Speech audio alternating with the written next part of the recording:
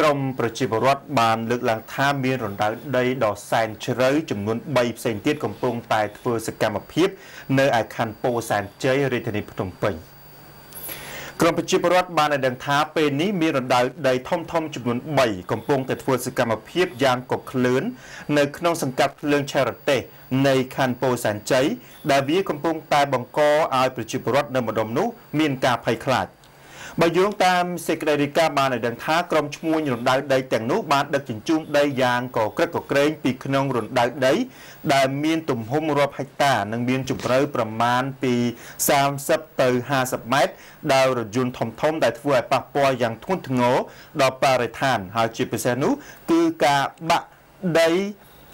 ធ្លាក់ដីដែលធ្វើឲ្យប៉ះពាល់ដល់សត្វពាហនៈនិងជីវិតមនុស្សអាជ្ញាធរខណ្ឌពោធិ៍សែនជ័យកាលពីព្រឹកមិញនេះមិនអាចតាក់ទងសុំការបំភ្លឺនៅឡើយបានទេចំពោះបញ្ហានេះក៏ប៉ុន្តែលោកសេងគុណអភិបាលរងខណ្ឌពោធិ៍សែនជ័យធ្លាប់បានប្រាប់បណ្ដាញព័ត៌មានអប្សរាអេអនថា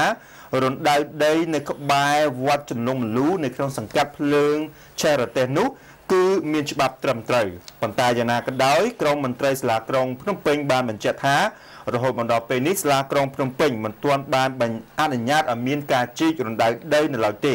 ដូច្នេះរាល់ការជីករណ្ដៅដីទាំងអស់នៅក្នុងភូមិសាស្ត្រក្រុងភ្នំពេញគឺជាទង្វើខុសច្បាប់